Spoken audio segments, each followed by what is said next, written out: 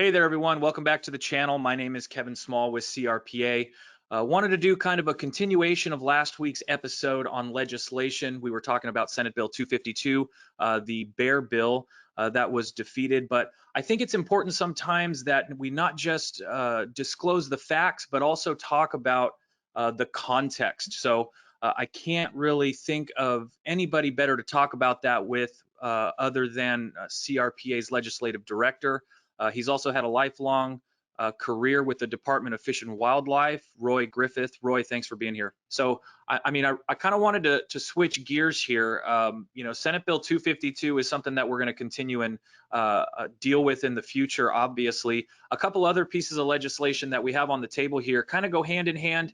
You've got Assembly Bill 311 and you've got Senate Bill 264. A couple pieces of legislation that are really targeting firearms purchases on government-owned property. Roy, can you tell us a little bit about these bills and how they would likely affect the firearms community, specifically gun shows?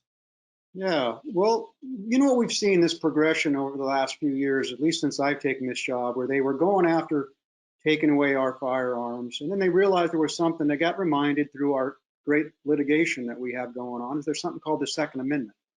So they've stopped trying to just flat out take, and now they realize that the way to go after us is just making it so difficult for us to have access. They've assaulted our FFLs for the last 4 years in a row with various bad pieces of legislation.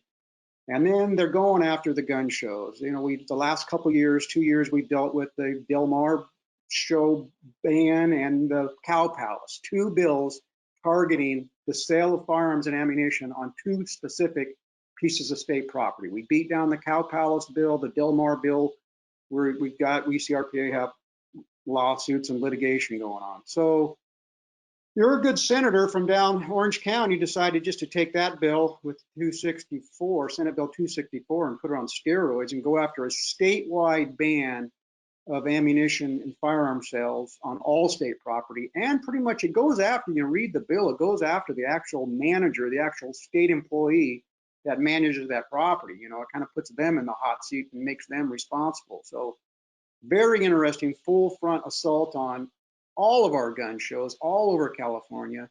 And even though, Kevin, we have testified on this for 3 years now, they still get up in public testimony and talk about this loophole of gun shows where these felons can just walk in and walk out with an AR-15. It's ludicrous. Gun shows have more restrictions and they're under more of a microscope in the transfer of firearms than brick and mortars. Literally, nobody walks out of the gun show with a firearm.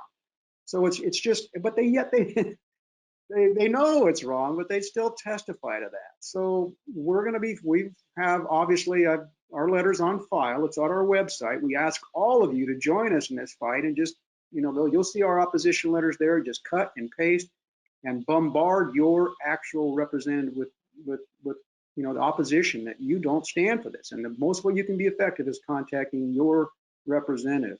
The second bill you mentioned takes us even further down a ridiculous little rabbit hole, and that's AB 311. This bans the sale of precursor parts, and I'm doing those funky little air quotes here because precursor parts, backing up to 2019, the good Assemblymember Gibson passed a bill making precursor parts have to follow the same registration and background check and everything that a firearm does. And that was signed by the good governor in 2019. That was AB 879. Here's the rub, Kevin. DOJ has yet to define what a precursor part is. I mean, a trigger assembly? Is it obviously, I would think, a receiver, a barrel, springs, firing? Yeah, don't necessarily look for that definition soon either. They probably want to keep that as abstract as possible so that they can cover as many items as possible. Well, I don't know. Yeah, but how do you, as you know, I was a cop for 32 years. How do you write that ticket? How do I go into a gun show and Mr. Small here is in possession of precursor parts? Right. With no definition. So yeah, don't hold your breath. But here's how ridiculous this all is, because they're thinking you're going to take these precursor parts, right? Go home and build this gun with no serial number. And and go and rape and pillage. Well, let's back up a little further. Let's go back to 2016 when they passed AB 857, which made ghost guns unlawful. That's the one that said, okay, if you build a firearm at home, Kevin, you've got to contact DOJ, or if you already built a firearm at home, you got to contact DOJ, apply for and obtain a serial number, which you will apply to said firearm, and then register it with DOJ. So we already have a law that says you can't do it. You can't have a firearm with no serial number.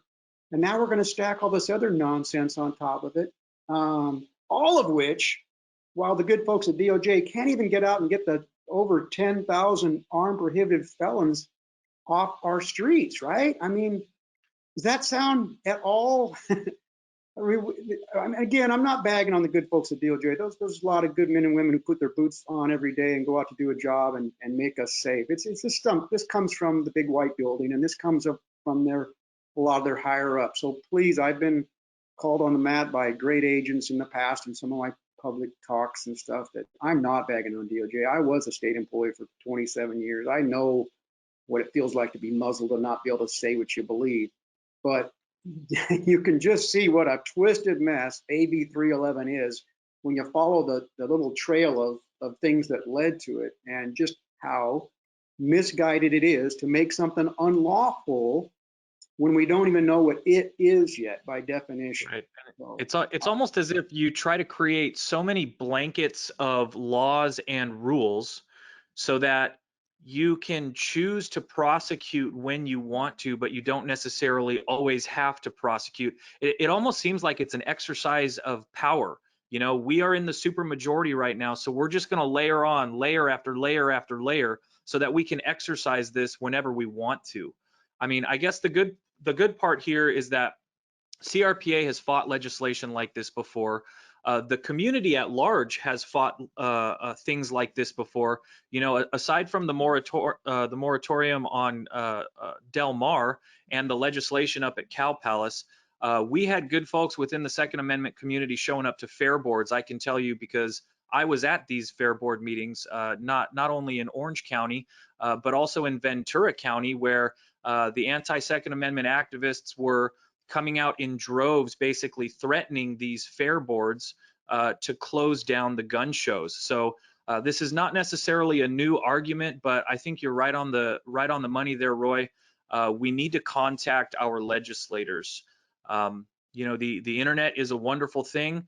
You can just literally go to Google and type in, you know, who is my legislator? I'm in this county, and it'll show you not only their Sacramento office, but also their home office. So I think, Roy, you know, in a couple conversations that we've had, you have suggested a better route than contacting their Sacramento office. Is that correct? Is it better to contact at their home office than their Sacramento office, or should we always just do both? What's the best way to really appeal to these people?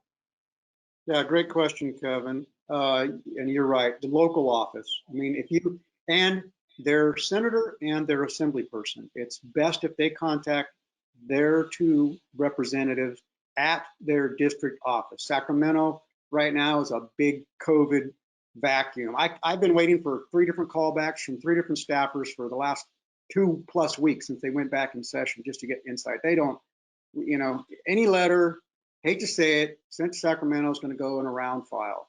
But even better than a letter to their local office, if they've got the time and they really want to be active, you know, politely, professionally, walk into their local district office and ask for a meeting, make a date, take no for an answer. These people are supposed to answer to them, to we the people. So a visit, or at least a phone call and letter to the district office, is the best thing they can do. If they want to just cut and paste our letter, that's what it's there for. That's why it's on our website as a resource.